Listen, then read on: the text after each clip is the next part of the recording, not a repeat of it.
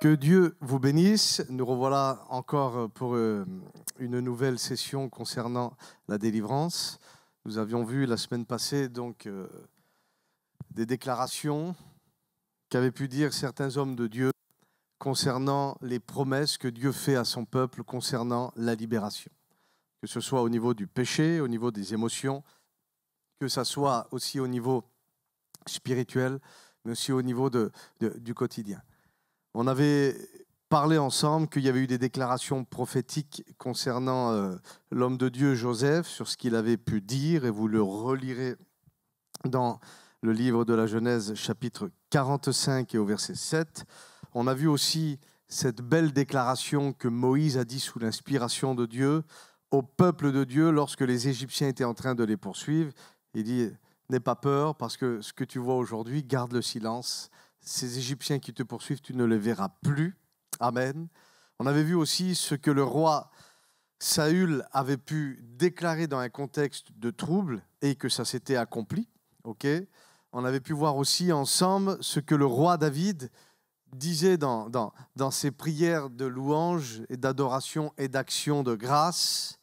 Encore aussi dans le livre des Chroniques. En fait, toute l'Ancienne Alliance parle de libération, parle de délivrance, parle en fait de l'héritage dans lequel je dois marcher. J'ai vu dans mon parcours tellement de personnes courir après des délivrances, que ce soit par rapport à des mauvais esprits, mais aussi par rapport à eux-mêmes. Lorsque tu es un enfant de Dieu et que tu n'arrives pas à croire en toi, tu as besoin d'une délivrance. Elle est psychologique, elle est émotionnelle. Si on part du principe que Jésus lui-même, quand il était sur la terre, il était 100% homme et 100% Dieu, ça veut dire que si Jésus a été à la croix, il a été à la croix pour plusieurs choses. Priorité, c'est pour ton salut, mais ensuite, c'était pour que tu puisses vivre sur la terre avec les standards divins. Et si Jésus va à la croix, c'est parce qu'il croyait aussi en toi. Amen. Je recommence. Si Jésus a été à la croix, c'est parce qu'il croyait aussi en toi, dans ce que tu dois devenir. Et j'ai écouté un jour un homme de Dieu qui priait. Sa prière voilà, il y a des moments comme ça. Et cette prière est une prière qui m'est restée. C'est une prière que je fais aussi maintenant. Il dit, Père, il dit, ne permets pas que je devienne une autre personne que celle que toi, tu avais prévue. Parce qu'il faut dire la vérité, aujourd'hui, il y a beaucoup de... Voilà, il y a des opportunités, il y a des occasions de pouvoir faire plein de choses. Et aujourd'hui, c'est très difficile de trouver notre place dans ce monde en Dieu. Pas toujours évident. Mais, et c'est Jésus qui nous donne la clé, il dit, le Fils ne fait rien de sa propre initiative. Tout ce qu'il fait, il le fait parce qu'il a vu au préalable le Père le faire. Ça veut dire qu'en fait, tout ce que Jésus faisait sur la terre en tant qu'homme, amen, il allait le télécharger dans la présence du Père. Et en fait, il y a une invitation lorsqu'on ne croit pas en nous à plonger tout notre être.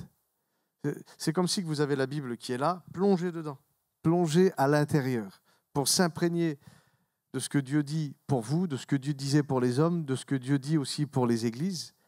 Et aussi de pouvoir être connecté à sa présence et en ayant des temps. Je ne veux pas faire le super spirituel, mais 1 heure par jour dans sa présence, soyons honnêtes, c'est bien, mais ce n'est pas suffisant. Et il faut arriver à la dimension, vous savez, moi j'ai des enfants, je les ai élevés, et ils grandissent, quand ils ont faim, ils vont dans le frigo. Quand ils ont soif, ils vont dans le frigo. Et puis, je ne les force pas pour dire « va manger, va boire, va manger, va boire ». Quand ils sont petits, oui, mais quand ils comprennent que ça devient une nécessité, ils vont directement dans le frigo. Et par la suite, il y a ce qu'on appelle la gourmandise qui arrive et ils vont dans le frigo ensuite par gourmandise. Et aller dans la présence de Dieu, c'est la même chose. Quand on est bébé spirituel, on n'a pas envie d'aller prier, je ne sais pas comment faire, etc. Et au bout d'un moment, on s'aperçoit que par rapport à nos décisions, par rapport à nos choix, par rapport à toutes les oppressions et tout ce qui est là, ça devient une nécessité. Et lorsqu'on est habitué à aller dans la présence de Dieu, nous sommes devenus des gourmands spirituels. Si dans le monde naturel, la gourmandise, c'est pas bon, dans le monde spirituel, la gourmandise, c'est très bon. Alléluia. Donc, c'était une petite parenthèse.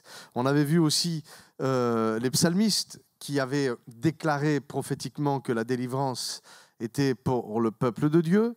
On avait vu aussi une magnifique déclaration prophétique qui se trouve dans Ésaïe, chapitre 12, à partir du verset 2. Gloire au Seigneur. Et on s'était donc arrêté là, où il disait « Pousse des cris de joie et d'allégresse, habitants de Sion, car il est grand au milieu de toi, le Saint d'Israël. » Et nous, on a eu la révélation que le nom de Dieu, c'est Jésus. Alléluia. On prie au nom de Jésus. Gloire au Seigneur. Jésus lui-même dira, Luc chapitre 4, versets 18 à 19, « L'Esprit du Seigneur est sur moi. » Il dit, parce qu'il m'a choisi, parce qu'il m'a oint pour annoncer une bonne nouvelle aux pauvres, et il m'a envoyé pour guérir ceux qui ont le cœur brisé. Donc, que ce soit au niveau physique, les pauvres ont besoin d'une délivrance pour commencer à rentrer, pas nécessairement dans la richesse, mais qui puissent subvenir à leurs propres besoins, qu'ils ne soient plus pauvres. OK ? On équilibre tout ça. Il m'a envoyé pour guérir ceux qui avaient le cœur brisé, que ce soit par rapport à des divorces, des problèmes émotionnels, ou, vous savez, même si c'est émotionnel derrière, il y a des mauvais esprits qui te ramènent sans cesse dans le passé, qui te ramènent sans cesse à avoir des mauvaises pensées et qui te disent finalement, je ne suis pas si aimé que ça. C'est des guérisons au niveau du cœur, au niveau donc de l'âme, pour proclamer aux captifs la délivrance. Et bien sûr, là, il est question quand on parle aux mauvais esprits, qui lâchent les corps, qui lâchent les pensées, qui lâchent les destinées. Et il dit, et aux aveugles, le recouvrement de la vue. Donc ça, c'est tout ce qu'on appelle la délivrance au niveau du corps, ce qu'on va définir comme étant les guérisons physiques, et pour renvoyer libres les opprimés. Ça veut dire c'est les personnes qui ont tout pour fonctionner, mais qui a toujours comme un blocage. Non, toutes ces choses-là, c'est terminé. Pourquoi ? Parce que ce n'est pas aux puissances des ténèbres de me guider, mais la puissance de Dieu en moi. Amen. Amen me donne la capacité de marcher sur les serpents et sur les scorpions et sur tout le zoo de l'enfer, sur toute la puissance, amen, de l'ennemi. Et tu as le droit de dire amen là où tu es. Gloire à Dieu. Afin de pouvoir justement publier, alléluia, la grâce du Seigneur parmi les nations. C'est la mission de Jésus, ok ? Mais c'est aussi notre mission à nous. Parce que lorsque Jésus dit « L'Esprit du Seigneur est sur moi », tu peux le dire. Parce que lorsque Jésus dit ça à ce moment-là, ce n'est pas Dieu qui parle, c'est Jésus, homme, c'est ton grand frère qui parle.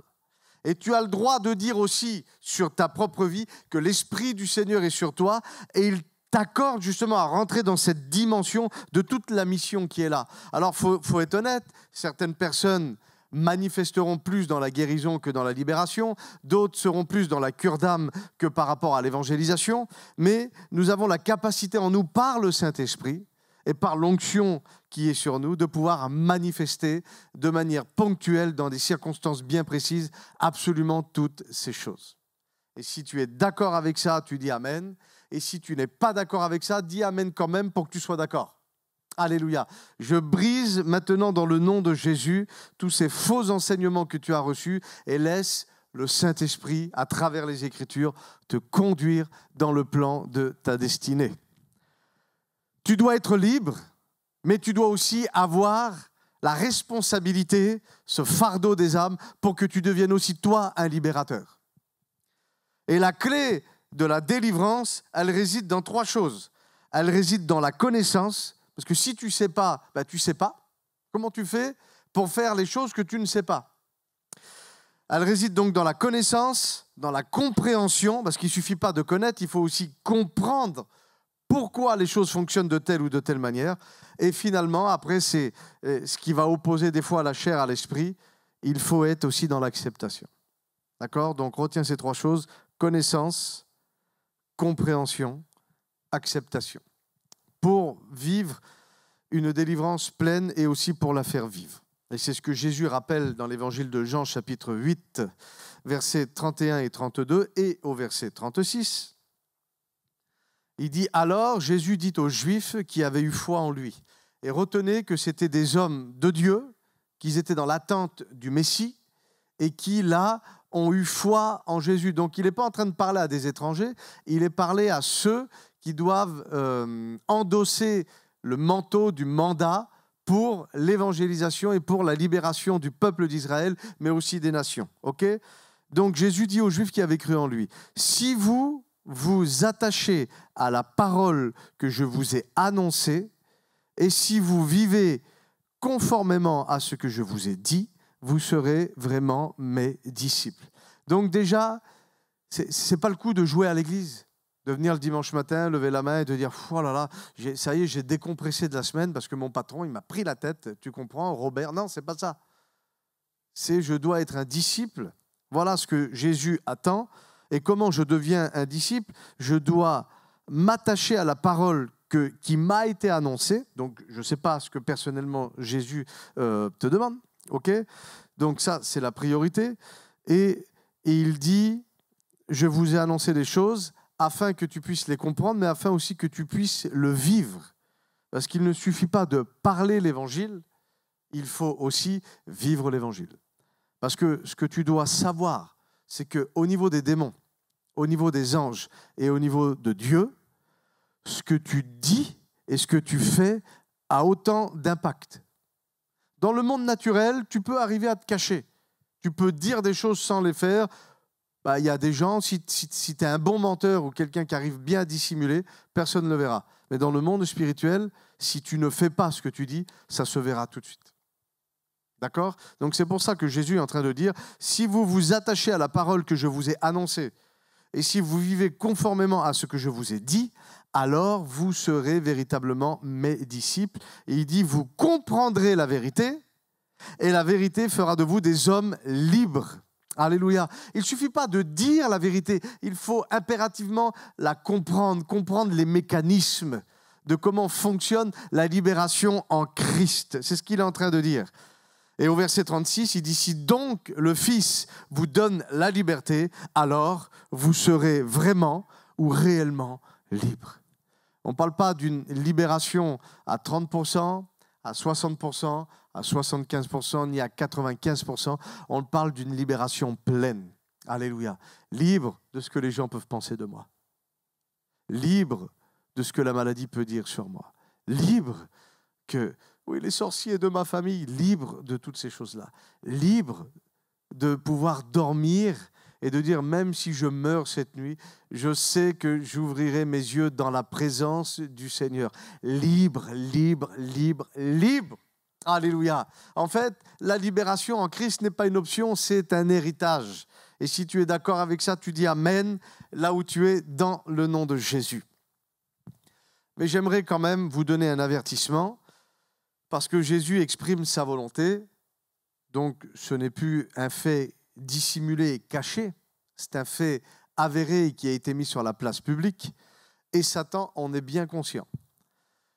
Et bon, vous avez des personnes qui sont dans l'Église mais qui ne sont pas encore sauvées, mais qui, je le crois, à terme, le Saint-Esprit fera son boulot. Et il y a beaucoup de gens qui pensent qu'une fois qu'ils sont sauvés, ensuite c'est déjà bien, on vient à l'église et puis on attend que les choses se fassent, que le Seigneur ouvre une brèche, ou je ne sais pas, que le pasteur dise ceci ou dise cela, et ça déresponsabilise l'église. Et c'est là que Satan joue bien son jeu. Parce que, soyons honnêtes, lorsque tu as passé par la croix, pour moi il est très très très difficile de perdre son salut. Je sais que ça peut choquer beaucoup de personnes, mais pour moi, par exemple, au niveau du salut, pour vous donner un exemple, le salut ne se perd pas. à proprement dit. Stop, ne te déconnecte pas, je finis. Le salut ne se perd pas, le salut s'abandonne. Tu n'es pas en train de marcher et de dire « Ah, le salut, il est où ? Saint-Esprit, t'es parti ?» Non, ce n'est pas comme ça. Le salut s'abandonne. Et pour moi, tu abandonnes le salut de deux façons. Soit tu te repositionnes sous les œuvres et tu es en train de dire que l'œuvre de Christ, elle n'est pas suffisante.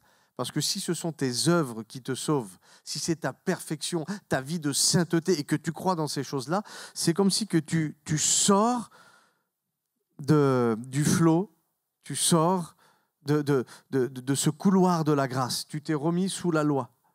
Et on a bien compris aujourd'hui, et j'espère en tout cas que vous l'avez compris, que ce n'est pas la loi. La loi, elle te conduit justement à travers certaines choses à la grâce, dans le sens où tu t'aperçois que finalement tu n'y arrives pas. Et tu as besoin d'un coup de pouce du ciel, et c'est pour ça que Jésus est venu accomplir toutes ces choses. Ok, on est ensemble, d'accord. Et on peut abandonner aussi le salut lorsque Dieu nous prévient d'un danger, soit par rapport à une situation, par rapport à un péché récurrent ou par rapport à une position qui est hors Dieu. Je ne sais pas si le mot est juste. Et le Seigneur te prévient, le Seigneur te prévient, le Seigneur te prévient, et t'en fais quand même à ta tête. Et puis tu deviens finalement un fils prodigue et tu te barres. Et là, tu as abandonné ce qu'on appelle la volonté de Dieu. Tu as abandonné l'esprit de la grâce. Et c'est de ces deux manières-là qu'on peut perdre ou abandonner donc le salut. Mais ensuite, au niveau de la vie d'Église et de ce que je dois accomplir sur la terre, voilà, on peut avoir des croyances en disant « Seigneur, tu feras » ou « Seigneur, tu diras au pasteur » ou « Seigneur, en ton temps ». Et quand tu fais ça, il s'est passé 40 ans et en ton temps, j'aimerais te dire quelque chose. Le temps de Dieu, c'est le tien. Oui. Le temps de Dieu, c'est le tien. Pourquoi ? Il t'a créé libre. Et donc, en fait, Dieu ne fera jamais les choses sans ton accord. C'est pour ça qu'à chaque fois qu'il y a des délivrances ou des guérisons, lorsque Jésus arrive vers certaines personnes, il dit « Qu'est-ce que tu veux que je fasse ?» Ma volonté à moi, c'est de te guérir, c'est de te libérer, c'est de te sauver. Mais ma volonté à moi ne peut pas écraser la tienne. J'ai besoin de ton accord pour que ma puissance se manifeste. Et c'est la même chose. Et Satan a bien compris ces principes et ces mécanismes. Et c'est pour ça, et on va le voir ensemble, qu'il envoie des agents pour perturber justement ta vision des choses, pour que lorsque tu aurais dû te manifester, tu ne te manifestes pas et tu amènes, toi, en tant qu'Église, un climat d'apostasie au sein de l'Église. Et on va le voir ensemble. Voilà comment le diable s'y prend pour essayer de tenir l'Église en captivité et qu'elle ne révèle pas Christ dans son époque et sa génération.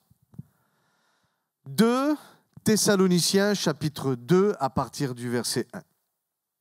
Alors, je sais qu'en lisant ce texte, certaines personnes ont tellement écouté une approche différente que des fois, ça peut être un petit peu difficile à digérer. Alors, là, je ne vais pas vous parler sur un plan eschatologique, je vais vous parler sur un plan spirituel. Parce qu'il faut savoir que la Bible, il peut derrière un verset ou un passage se cacher une vérité, se cacher une double vérité, se cacher une triple vérité, se cacher carrément un message prophétique ou se cacher même une doctrine. D'accord ? Donc là, je ne vais pas vous parler de l'eschatologie, je vais vous parler d'aujourd'hui. OK ? Ça va, on est ensemble ? 2 Thessaloniciens, chapitre 2, à partir du verset 1. Il dit « Pour ce qui concerne l'avènement de notre Seigneur Jésus-Christ. » Alléluia. Et notre réunion avec lui. Nous vous prions, frères. C'est l'apôtre Paul qui écrit ça. De ne pas vous laisser facilement ébranler dans votre bon sens et de ne pas vous laisser troubler par quelques inspirations ou soit par quelques paroles ou des lettres qu'on aurait dit venir de nous mais qui en réalité ne le sont pas. Comme si que le jour du Seigneur était déjà là. Pourquoi ? Parce qu'il y a encore des choses à faire, il y a encore des choses à accomplir, il y a encore des âmes à sauver, il y a encore des églises à construire, il y a encore des destinées à bâtir. OK ? Donc, ce n'était pas encore pour maintenant. Il dit que personne ne vous séduise d'aucune manière. Il est en train d'expliquer que Satan va essayer d'infiltrer quelque chose au sein de l'Église. Il faut que l'apostasie soit arrivée. Et que vous le vouliez ou pas, elle va arriver. Elle va arriver. Et il dit, et qu'on ait vu paraître l'homme du péché, le fils de la perdition, l'adversaire qui s'élève au-dessus de tout ce qu'on appelle Dieu ou de ce qu'on adore, et qui va même aller jusque s'asseoir dans le temple de Dieu, se proclamant Dieu lui-même. Alors, certaines personnes prennent ce texte-là, je ne suis pas en train de dire oui, je ne suis pas en train de dire non, mais comme étant un des signes de la fin des temps où, en Jérusalem, il doit être rebâti le troisième temple par l'Antichrist, finalement, qui, quand le troisième temple sera rebâti, il ira s'asseoir au milieu du temple, au milieu de la semaine, et puis vous connaissez certainement toutes ces choses-là. Et moi, je ne vous parle pas de ça. Bon, il y a quelque chose qui m'a quand même interpellé, et j'aimerais éveiller ta curiosité, ton honnêteté, et aussi ta responsabilité. Paul, à plusieurs reprises, et en particulier dans les Corinthiens, si je ne me trompe pas, il dit à l'Église, vous êtes le temple du Saint-Esprit. Donc, l'apôtre Paul avait bien la révélation que le temple de Dieu n'était plus un temple physique, matériel fait avec des briques. Et il le dit lorsqu'il prêche, il dit Dieu n'est pas venu habiter dans un temple fait de main d'homme. Et on prend dans le livre d'Ézéchiel, chapitre 36, à partir du verset 26, et puis vous continuez jusqu'à la fin, où il est question que Dieu va enlever notre cœur de pierre pour mettre un cœur de chair, et que son Saint-Esprit va venir habiter dans notre esprit. Ok, il va venir habiter en nous. Et en fait, aujourd'hui, Église, tu le sais déjà, mais par rapport à ce texte, c'est très explicite. C'est nous le temple. C'est nous le temple. Et en fait, si je comprends bien le message, la double vérité cachée que l'apôtre Paul est en train d'expliquer aujourd'hui, qui est expliqué hier aux Thessaloniciens et qui nous concerne aujourd'hui dans notre époque, il dit qu'il y aura un temps où Satan va venir par l'esprit d'Antichrist, essayer d'installer dans le temple, donc dans le cœur de l'Église, l'apostasie pour que les personnes ne croient plus à la volonté de Dieu. Si l'Église est apostate, alors que l'Église est censée apporter la foi, parce que c'est par la foi qu'on va au salut, c'est par la foi qu'on est guéri, c'est par la foi. Mais si j'ai réussi à infiltrer l'Église avec des fausses croyances, des fausses doctrines, eh bien, il ne se passera plus rien.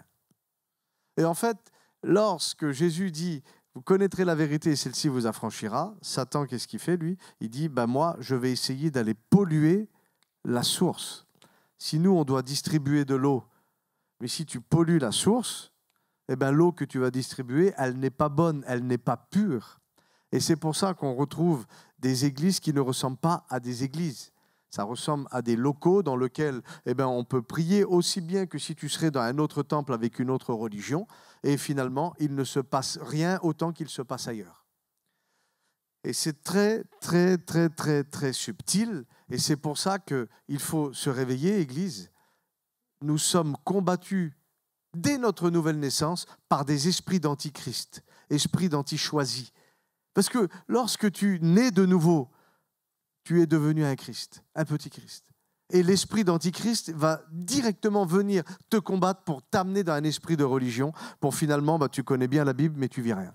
Tu connais tous les textes, mais il ne se passe rien.